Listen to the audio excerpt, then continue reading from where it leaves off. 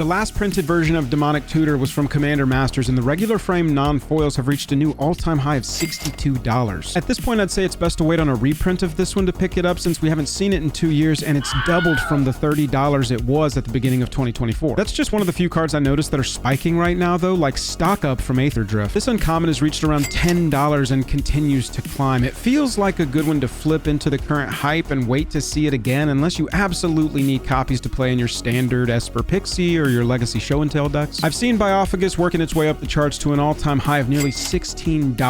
A 2-mana dork that fixes mana perfectly and has upside for creatures and +1 counter synergies is a shoo-in for long-term playability, and this one has Tyrannid in the type line, so that feels hard to reprint, but I don't know the details of that IP contract at WotC. I also wanted to call out Giggling Skitter Spike. I've recommended this card many times, and I've never had someone come back to me and tell me it was horrible. In fact, it's often the opposite. Players are noticing, and both versions of this card have crept up into that $10 range. Subscribe for MTG Card Price News.